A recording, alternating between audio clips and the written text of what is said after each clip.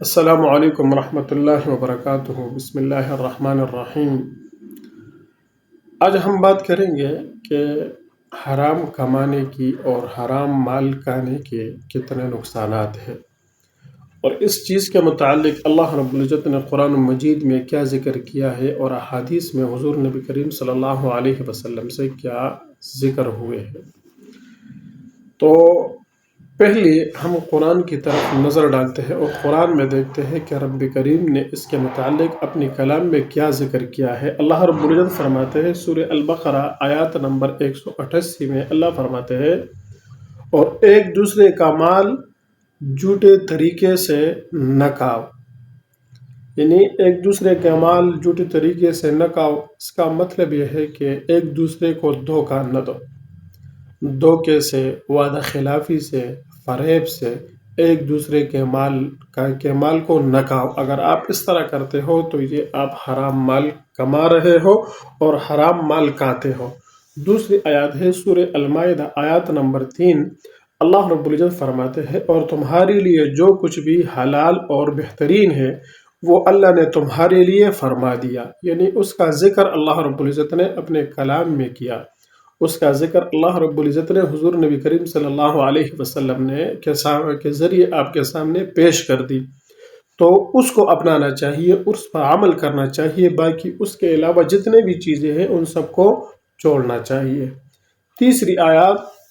سورہ توبہ آیات نمبر 34، اللہ رب العزت فرماتے ہیں جو لوگ سونا اور چاندی جمع کرتے ہیں اور اسے اللہ کی راہ میں خرچ نہیں کرتے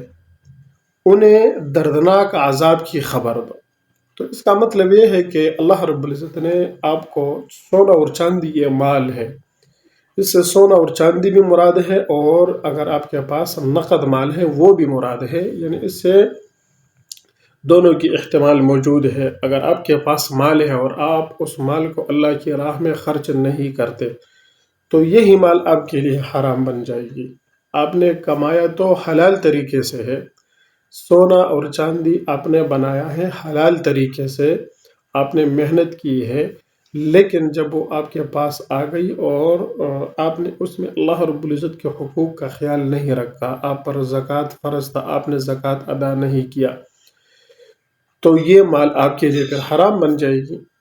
تو بعض اوقات ایسا بھی ہوتا ہے کہ ایک انسان حلال مال کماتا ہے، کاروبار کرتا ہے، محنت کرتا ہے، اور وہ یہ سوچتا ہے کہ میں تو محنت کر رہا ہوں،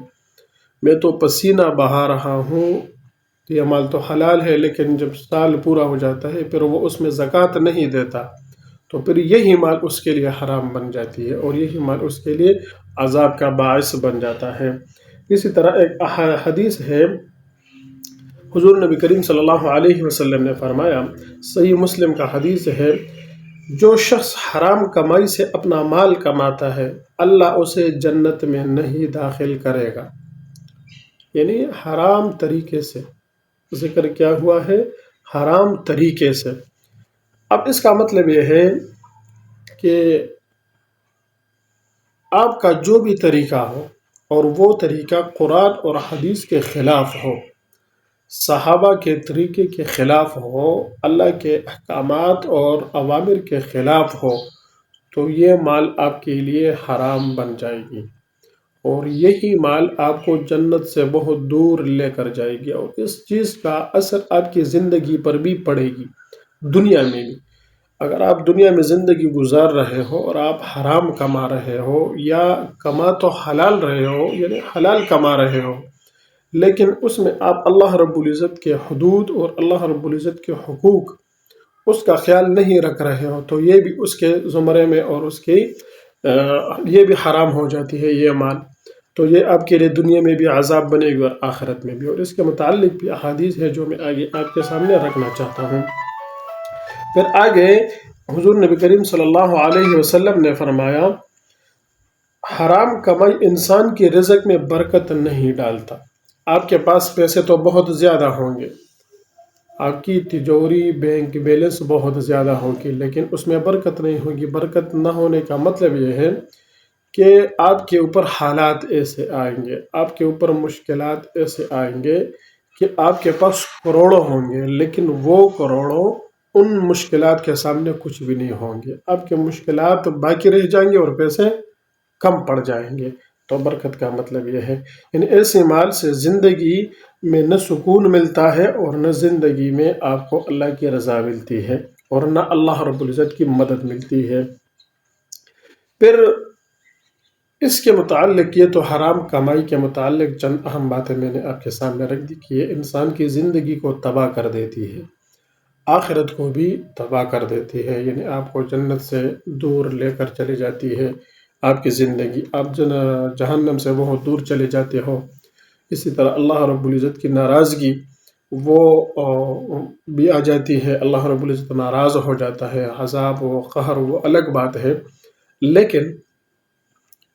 دوسری چیز جو حلال ہے، اس کے فائدہ یہ ہے کہ اگر آپ کے جیب میں اور آپ کی بینک بیلنس وہ حلال کی ہو تو وہ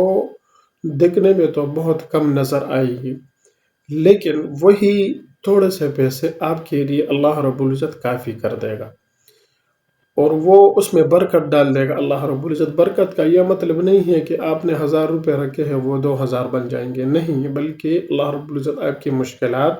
اللہ رب العزت آپ کی مصیبتیں وہ ختم کر دے گا۔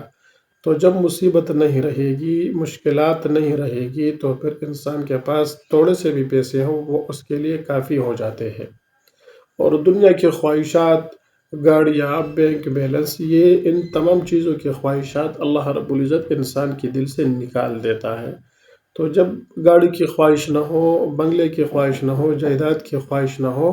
تو پھر پیسے اگر انسان کے پاس کم بھی ہو تو وہ زندگی سکون سے گزارے گا۔ تو اس وجہ سے حرام سے بچنا چاہیے اور حلال کمائی کی طرف توجہ کرنی چاہیے اور اللہ کو راضی کرنا چاہیے۔ اللہ رب العزت ہم سب کو ان باتوں پر عمل کرنے کی توفیق عطا فرمائے۔ السلام علیکم ورحمۃ اللہ وبرکاتہ۔